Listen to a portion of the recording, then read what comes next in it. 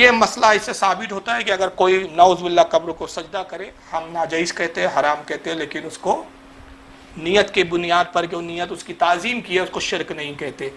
تو چاہے قبر کو سجدہ ہو یا کسی پیر کو سجدہ ہو، یہ شریعت اسلامیہ میں حرام ہے.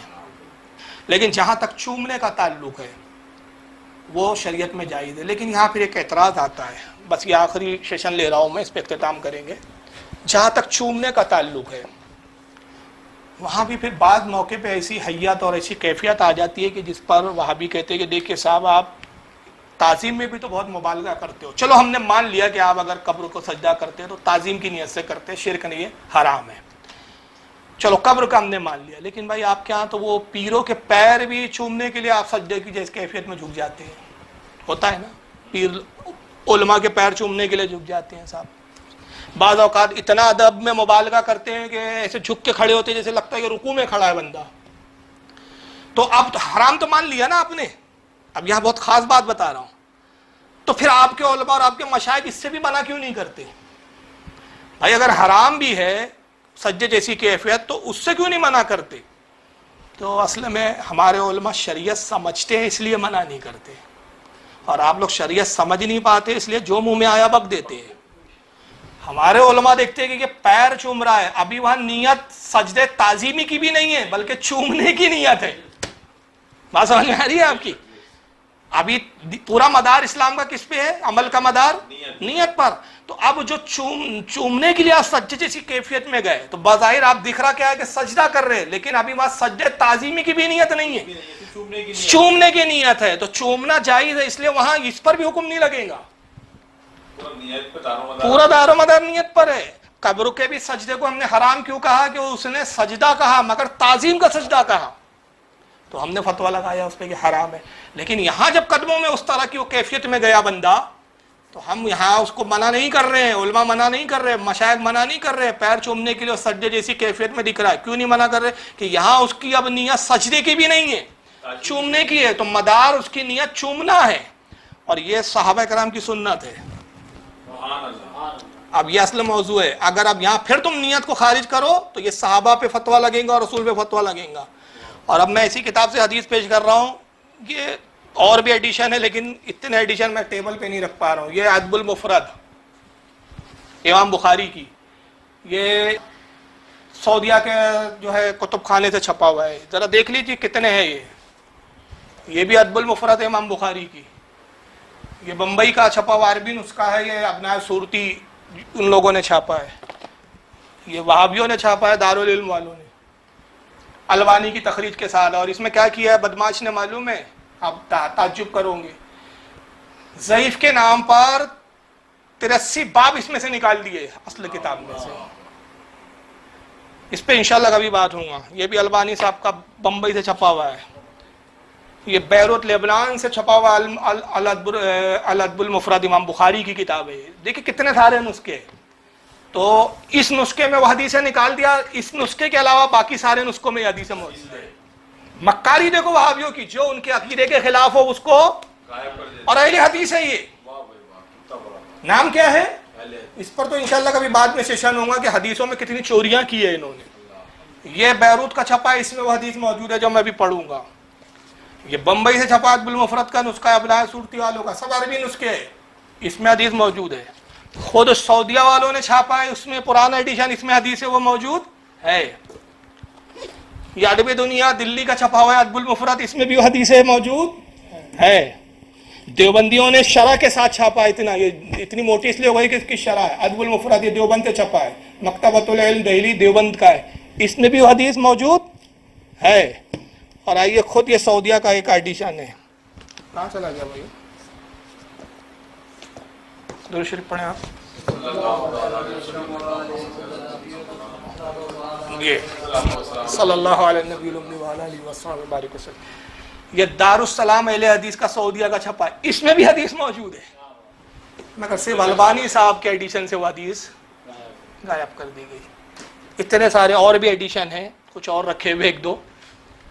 یہ بھی ان سارے فی الحال اس نسخے کے نمبر کے تحت جو دارالسلام کا چھپا ہے، اس میں اچھا اصل میں حدیث نمبر بھی آگے پیچھے ہو گئے، کچھ تو کتابت کی غلطی سے، اور کچھ البانی صاحب کی کارستانی کی وجہ سے حدیث کے نمبر آگے پیچھے ہو گئے. تو یہ دارالسلام والے نسخے کی حدیث نمبر میں بتا رہا ہوں, لیکن باب کے تحت یہ آپ حدیث ڈھونڈو گے تو یہ حدیث ہر ایڈیشن میں آپ کو مل جائے گی. باب کے تحت حدیث ڈھونڈو گے, لیکن یہ دارالسلام سعودیہ کا جو نسخہ ہے اس کے تحت حدیث نمبر 980 ہے. امام بخاری ادب المفرد میں اپنی کتاب میں باب قائم کرتے ہیں, باب کا نام ہے تقبیل الرجل, حدیث نمبر 980. حضرت ابن عامر رضی اللہ تعالیٰ عنہ کہتے ہیں قدمنا, کہ ہم مدینے میں آئے, حضور کی بارگاہ میں حاضر ہوئے. یہ قبیلے کے لوگ تھے. کہتے فقیلا ذاک رسول اللہ صلی اللہ علیہ وسلم. جب ہم حضور کی خدمت میں گئے تو ہمیں تعارف کرایا گیا اور بتایا گیا کہ یہ رسول اللہ صلی اللہ تعالی علیہ وسلم ہے. تو اب ان جو صحابہ تھے, یہ جو ایمان لا چکے تھے, حضور سے ملاقات کے لیے آئے تھے کہ سرکار سے ابھی ایمان تو لا لیا ہم نے, صحابہ کی تبلیغ پر ایمان لا چکے تھے, یہ مسلمان ہیں, صحابی ہیں, اب حضور کو بھی دیکھنے کا شرف حاصل کر لیں. اس گھر سے مدینے میں آئے, اور جب حضور کی خدمت میں پہنچے تو صحابہ نے بتایا یہ ہے ذاکر رسول اللہ صلی اللہ علیہ وسلم, یہی ہے رسول اللہ صلی اللہ علیہ وسلم. تو انہوں نے کیا کیا, ایک دو نہیں, پورے قبیلے آئے, پوری صحابہ کی جماعت. وہ کہتے ہیں فاقزنا بِیَدِهِ وَرِجْلِهِ نُقَبِّلُوهَا, ہم نے حضور کے قدم مبارک کو پکڑا اور اس کو چومنے لگے. سبحان اللہ. حضور کے ہاتھوں کو بوسے دینے لگے, حضور کے قدموں کو بوسہ دینے لگے.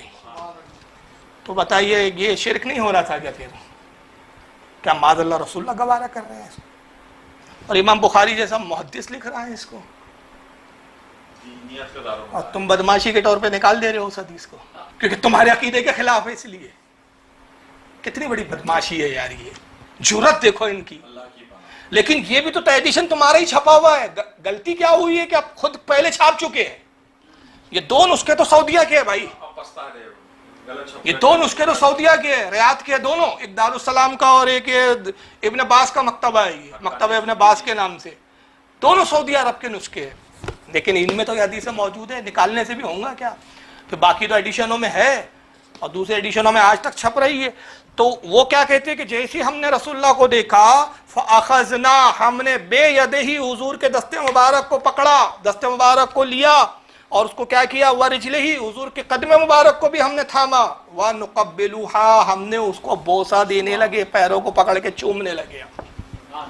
پیروں کو کیسے چومیں گے ذرا مجھے چوم کے بتائیے بھائی. سجدے جیسی کیفیت ہوں گی کہ نہیں, جھکنا پڑے گا کہ نہیں, جھکوں گے کہ نہیں؟ چاہے رسول اللہ زمین فرش زمین پر تشریف فرماؤ یا کسی ممبر پہ بیٹھے ہو, مگر چومنے والے کو تو سجدے جیسی کیفیت میں جانا پڑے گا. اور پھر اس حدیث کو امام بخاری کے علاوہ امام ابو داؤد نے بھی لکھا ہے اپنی سنن میں, وہاں بھی وہابیوں کو حدیث نہیں ملی. سنن ابو داؤد میں کتاب الآداب حدیث نمبر 5225, اور امام طبرانی نے بھی اس کو لکھا ہے معجم الکبیر کے اندر جلد نمبر 5 صفحہ 275 حدیث نمبر 5313 کے تحت, اور امام مزی نے بھی اس کو لکھا ہے تہذیب الکمال جلد نمبر 9 صفحہ 266 کے تحت. آئیے یہی ادب المفرد ہے. اب چلیے یہ تو عام صحابی تھے جو چوم رہے تھے, اور چوم کس کو رہے تھے؟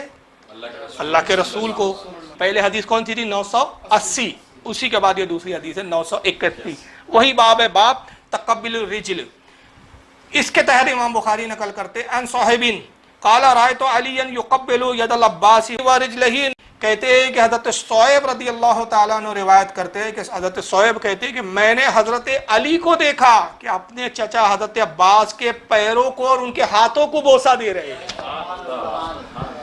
حالانکہ منصب اور مقام میں علی حضرت عباس سے بلند ہے, کیونکہ خلفائے راشدین ہیں, ایمان لانے والوں میں اولین ہیں, مہاجرین میں سے ہے, اصحاب بدر میں سے ہے, اصحاب احد میں سے ہے. کون سی فضیلت ہے جس میں مولا کائنات نہیں ہے؟ صحابہ کے جتنے فضائل کے درجے, ہر درجے میں مولا کائنات شامل ہے. حضرت عباس سے بلند ہے مقام و مرتبے میں, لیکن چچا عمر کے اعتبار سے, رشتے کے اعتبار سے, تو چچا ہونے کی نسبت سے مولا کائنات کیا کر رہے ہیں؟ چوم رہے ہیں. حضرت صہیب کہتے ہیں میں نے دیکھا, ایسا نہیں ہے سنا, ہاں یہ نہیں ہے روایت میں کہ سنا, کہ سنا میں ڈاؤٹ ہو سکتا ہے. وہ کہتے ہیں رائے تو میں نے خود دیکھا, رائے تو علی, میں نے علی کو دیکھا, یقبل ید العباس ورجلہ, کہ میں نے دیکھا کہ حضرت علی اپنے چچا حضرت عباس کے پیروں کو بھی چوم رہے ہیں اور ہاتھوں کو بھی چوم رہے ہیں. تو بھائی اب کیا کہوں گے اس بارے میں؟ حضرت علی کو بھی عباس پجوا کہوں گے؟ مولا کائنات بھی تمہارے فتوے سے. اب حضرت عباس کے پیر جب علی چوم رہے ہوں گے تو کیا کیفیت ہوگی ذرا بتائیں. بغیر سجدے جیسی کیفیت میں کوئی پیر چوم کے مجھے دکھا دے, چلو کسی کے پیر چوم کر دکھا دے، کیا پیر کو ایسا اٹھا کے چومیں گے کیا؟ آپ کے سامنے والا گر جائے، پتہ چلا ادب کم ہوا، الٹا بے ادبی ہو گئی کہ اسی کو پلٹا دیا آپ نے۔ اب آئیے، یہ ہے صحیح ابن خزیمہ۔ یہ کیا ہے؟ امام ابن خزیمہ کی وہ کتاب ہے جس میں انہوں نے صحیح حدیثوں کو جمع کیا، اس نے اس کا نام رکھا صحیح ابن خزیمہ۔ اس صحیح ابن خزیمہ میں وہابیوں کو صرف ایک حدیث ملتی ہے بیچاروں کو، ان کے کام کی، کون سی؟ کہتے سینے پہ ہاتھ باندھنے کی، اور وہ بھی ضعیف ہے، حالانکہ ضعیف ہے، لیکن وہ ایک ہی حدیث کے لیے صحیح ابن خزیمہ یاد آتی ہے، باقی کسی حدیث کے لیے صحیح ابن خزیمہ یہ دیکھتے بھی نہیں بیچارے غریب۔ صحیح ابن خزیمہ جلد نمبر 4 صفحہ نمبر 213 حدیث نمبر 2714، حدیث نمبر 2714، کتاب المناسک، اور باب قائم کیا امام ابن خزیمہ نے السجود علی الحجر الاسود۔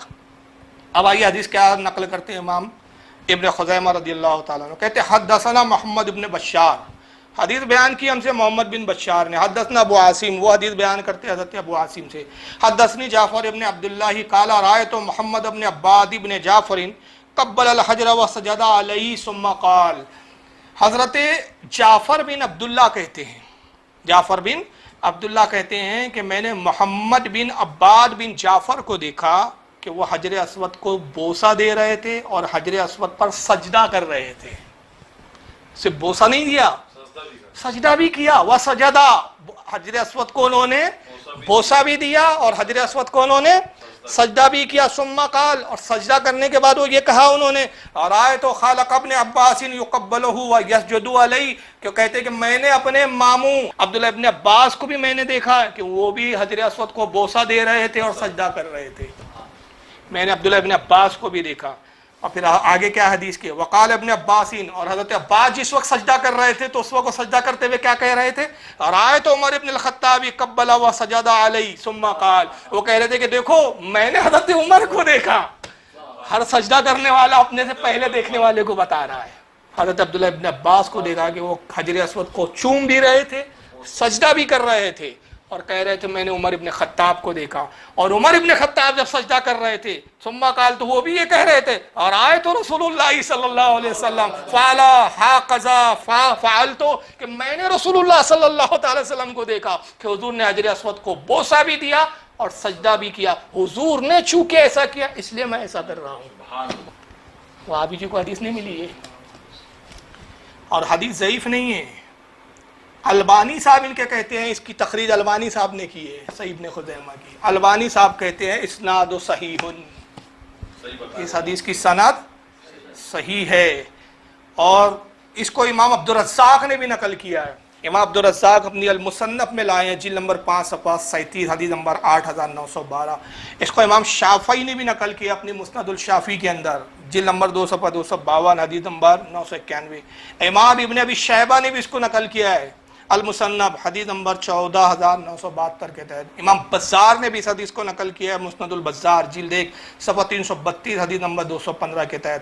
امام حاکم نے المستدرک میں لکھا حدیث نمبر 1 جلد نمبر 1 صفحہ نمبر 625، جلد نمبر 1 صفحہ 625 حدیث نمبر 1672۔ اور امام حاکم کہتے ہیں اس حدیث کو لکھ کے ھذا حدیث صحیح الاسناد ولم یخرجہ، کہتے ہیں کہ حدیث صحیح ہے، اور اس کو امام بخاری اور امام مسلم نے حالانکہ نہیں لکھا لیکن یہ صحیح ہے۔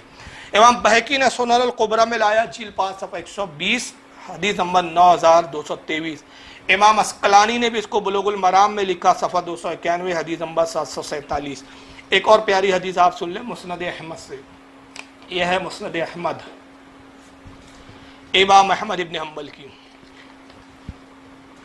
باب حدیث ابی ایوب الانصاری، حضرت ابو ایوب انصاری کے باب میں اس حدیث کو انہوں نے لایا، حدیث نمبر 23585۔ امام احمد ابن حنبل رضی اللہ تعالیٰ نقل کرتے، کہتے ان داؤد ابن ابی صالح قال، حضرت داؤد بن صالح سے روایت ہے، وہ کہتے اقبل مروان یومن فوجد رجولا وادیا وجہہ علی القبر، کہتے کہ ایک مرتبہ مروان جو ہے وہ حضور صلی اللہ علیہ وسلم کے روضے کے قریب سے گزرا، دیکھا کہ حضور کی قبر پر ایک شخص اپنے چہرے کو رکھے ہوئے ہے۔ اب حضور کی قبر پر یا کسی قبر پر آپ چہرہ رکھو گے تو آپ کی کیفیت کیا ہوگی ذرا بتائیں؟ سجدے جیسی۔ تو وہ ایک چہرہ رکھا ہوئے ایک شخص ہے، مروان نے دیکھا، اور یہ اس زمانے کا گھٹا ہوا وہابی تھا، تو اس نے دیکھا تو اس کو غصہ آ گیا. فقال اتدری ما تصنع, تو اس نے ڈانٹ کر اس شخص کو کہا, اور ایک روایت میں ہے کہ گردن پکڑی اس نے, جو چوم رہے تھے وہ قبر کو, اپنا چہرہ حضور کی قبر پہ مس کر رہے تھے, جو شخص اس کو گردن کو پکڑا, کیا نام ہے, مروان نے, اور اٹھا کے کھینچ کے کہا, اے شخص یہ کیا کر رہا ہے تو, کیا حرکت ہے یہ؟ فاقبل علیہ فائزہ ہوا ابو ایوب, جب اس شخص نے چہرہ اٹھایا تو دیکھا گیا تو وہ تھے حضرت ایوب انصاری رضی اللہ تعالیٰ عنہ. ابو ایوب انصاری وہ میزبان رسول کے ہجرت مدینہ کے بعد رسول اللہ سب سے پہلے انہی کے گھر قیام فرمایا. جلیل و قدر صحابی حضرت ابو ایوب انصاری تھے. کون چوم رہے تھے حضور کی قبر کو؟ کون چہرہ مس کر رہے تھے قبر رسول پر؟ قبر پجوا تھے یہ. وہاں بھی ایک توحید کے سمجھنے والے زیادہ آ گئے, یہ قبر پوجا ہو رہی تھی صاحب. اور مروان وہی تھا جو اس وقت شرک کا فتویٰ لگا رہا تھا. کہا یہ کیا کر رہا ہے شخص, تجھے پتا ہے کچھ حرکت کیا ہو رہی ہے؟ فقالا نعم, انہوں نے چہرہ اٹھایا, کہا میں جانتا ہوں میں کیا کر رہا ہوں, مجھے مت سمجھا زیادہ. وہاں بھی مت بن, اپنی جماعت اپنے پاس رکھ. ہم تو رسول اللہ کے صحبت یافتہ ہے, ہم عاشق رسول ہے, ہمیں مت سمجھا. نعم میں جانتا ہوں. جی تو رسول اللہ صلی اللہ علیہ وسلم ولم آتی الحجر, میں رسول اللہ کے پاس آیا ہوں, کسی پتھر کے ڈھیر کے پاس نہیں آیا ہوں. کیا جملے تھے ان کے. تو کیا سمجھ رہا ہے, قبر کے پتھروں کو چوم رہے ہم, ارے رسول اللہ کو بوسے دے رہا ہوں میں, کیونکہ حضور حیات ہے, میں پتھروں کے ڈھیر کے پاس نہیں آیا ہوں. ولم آتی الحجر, میں پتھروں کے ڈھیر کے پاس نہیں آیا ہوں, بلکہ کس کے پاس آیا ہوں؟ جی تو رسول اللہ صلی اللہ علیہ وسلم, میں رسول اللہ کے پاس آیا ہوں, حضور سے ملاقات کے لیے آیا ہوں. اور پھر اس کے بعد کیا کہا, سمعت رسول اللہ صلی اللہ علیہ وسلم یقول, ہاں میں نے رسول اللہ کو کہتے ہوئے سنا ہے. حضرت ایوب کہتے جواب میں کہ بدبخت, مجھے روک رہا ہے تعظیم نبی سے. اور گویا کہ حضرت مفتی اعظم کی زبان میں ابو ایوب انصاری کہہ رہے تھے کہ سنگے درے جانا پر دھرتا ہوں جبی سائی, سجدہ نہ سمجھ نجدی, سر دیتا ہوں نذرانہ. سجدہ سمجھ رہا ہے تو اس کو شرک بولیں گا اس کو. تو کہا میں نے رسول اللہ کو کہتے ہوئے سنا. سمعت رسول اللہ صلی اللہ علیہ وسلم, ہاں میں نے رسول اللہ کو کہتے ہوئے سنا کہ اے ابو ایوب, اس وقت تک تو غم نہ کرنا, آنسو نہ بہانا, رونا مت, جب تک دین میں, دین کے چلانے والے, دین کے سمجھانے والے اس کے اہل ہو, اس کے جانکار لوگ ہو, جب تک دین سمجھانے والے. وَلَكِنِ ابْقُوا عَلَيْهِ إِذَا وَلِيَهُ غَيْرُ أَهْلِهِ, ہاں اس وقت تو ضرور غم کرنا اور رونا سبحانہ جب دین میں نااہل پیدا ہو جائے, جو شرک اور تعظیم کے فرق کو سمجھ نہ سکے. آج وہ دور آ گیا نا, انہوں نے کہا تو اس وقت دور رونا, کیوں؟ کیونکہ ابھی تو صحابہ کا دور ہے, دین کے سمجھنے والے ہیں, تعظیم مصطفیٰ کے جاننے والے. مگر وہ دور ضرور آئیں گا ابو ایوب انصاری کہ جب رونا پڑے گا. کیوں؟ دین میں, دین کے چلانے والے, دین کے ٹھیکیدار کیسے لوگ بن جائیں گے؟ نااہل لوگ, جاہل لوگ, جن کو تعظیم اور عبادت میں فرق معلوم نہ ہوگا. اس وقت تم پھر آنسو بہانا کہ وہ کیا برا دین آ گیا ہے کہ اب دین کے ٹھیکیدار ایسے جاہل بن گئے, ایسے گوار بن گئے. اور پھر یہ حدیث بھی ضعیف نہیں ہے. اس کو امام حاکم نے المستدرک میں لکھا, جلد نمبر 4 صفحہ 560, حدیث نمبر 8571. اور امام حاکم کہتے حاذا حدیث صحیح الاسناد, یہ حدیث بالکل سند کے اعتبار سے صحیح ہے. امام تقی الدین سبکی نے شفاء السقام میں لکھا, صفحہ نمبر 342. امام سمعودی نے الوفاء الوفا جلد 4 صفحہ 1358 پہ لکھا. امام حیثمی نے مجموع الزوائد جلد نمبر 3 صفحہ 666, حدیث نمبر 5845. امام ابن عساکر نے تاریخ دمشق جلد نمبر 57 صفحہ 249. اور اسی حدیث کو الفاظوں کے اختصار کے ساتھ امام طبرانی نے بھی لایا ہے معجم الکبیر میں, حدیث نمبر 3999. اور امام طبرانی نے اپنی ایک دوسری کتاب معجم الاوسط جلد 1 صفحہ 94, حدیث نمبر 284. کنز العمال میں بھی حدیث آئی ہے, حدیث نمبر 14966. امام سیوطی نے بھی اس کو الجامع الصغیر میں لایا, حدیث نمبر 9728. امام مناوی نے بھی فیض القدیر میں اس حدیث کو کا جلد 6 صفحہ 386. ایک آخری حدیث اور اس پر پھر اختتام. ایک کتاب میں آپ کے سامنے دکھا رہا ہوں, بڑی عظیم اور بڑی مشہور و معروف کتاب ہے یہ, اپنے وقت کے جلیل القدر امام گزرے ہیں, امام تقی الدین سبکی. یہ ایک بڑی ضخیم انہوں نے کتاب لکھی, اس کا نام ہے شفاء السقام, عربی زبان میں ہے, اس کا صفحہ نمبر 185 ہے. اور پھر یہ حدیث بہت ساری کتابوں میں آئی ہے, اس کے بہت سارے حوالے, کثیر حوالے, اس کے حوالے اس کا متن میں پڑھ رہا ہوں، اس لیے کتاب آپ کے سامنے دکھا رہا ہوں۔ امام تقی الدین سبکی رحمۃ اللہ تعالیٰ علیہ شفاء السقام صفحہ نمبر 185 پہ حدیث نقل کرتے کہتے ہیں، عن ابی درداء رضی اللہ عنہ قال، حضرت ابو درداء رضی اللہ تعالیٰ عنہ کہتے ہیں، ان بلالا رأى فی منامہ رسول اللہ صلی اللہ علیہ وسلم وهو یقول له، کہتے کہ حضرت بلال کے خواب میں رسول اللہ تشریف لائے۔ اس کا تھوڑا سا پس منظر سمجھ لیں، میں حدیث کا ایک آخری جملہ پڑھ رہا ہوں۔ حضور کے انتقال کے بعد، حضور کا وصال ہو گیا تو حضرت بلال مدینے سے ملک شام چلے گئے اور کہا کہ اب میں اس شہر مدینہ میں نہیں رہ سکتا، اس لیے کہ یہاں کے در و دیوار دیکھتا ہوں تو رسول اللہ کی یاد آتی ہے، تو انہوں نے شہر مدینہ کو چھوڑ دیا اور ملک شام چلے گئے۔ ابھی کچھ ہی عرصہ گزرا تھا کہ رسول اللہ حضرت بلال کے خواب میں تشریف لاتے ہیں ملک شام میں۔ تو حضرت ابو درداء روایت کرتے کہتے ہیں، ان بلالا رأى فی منامہ رسول اللہ صلی اللہ علیہ وسلم وهو یقول له، کہ حضرت بلال کے خواب میں رسول اللہ تشریف لائے اور حضور نے بلال کو مخاطب کرتے ہوئے کہا، ما هذه الجفوۃ یا بلال، اے بلال یہ کیسا ستم ہے، کیسی تکلیف ہے، کیسی جفا کر رہے ہو مجھ پر، مجھ سے دور ہو گئے، گویا ایک طرح سے تم مجھے تکلیف پہنچا رہے ہو، یہ کیسی جفا ہے۔ اما آنا لقا ان تزورنی، یا بلال، اے بلال کیا وہ وقت نہیں آیا کہ تم مجھ سے ملاقات کرو۔ دیکھیں وہاں بھی کہتے قبروں پہ جانا ہی شرک ہے اور حضور خود بلا رہے ہیں، یہ کہتے قبر پر ہی جانا حرام اور شرک ہے، اور حضور کیا کر رہے ہیں، خواب میں آ کر بشارت دے رہے ہیں، وقت نہیں آیا کہ تم مجھ سے ملاقات کرو، تو قبروں کا ڈھیر نہیں ہے وہاں، میں ہوں، مجھ سے ملاقات کرو، آؤ۔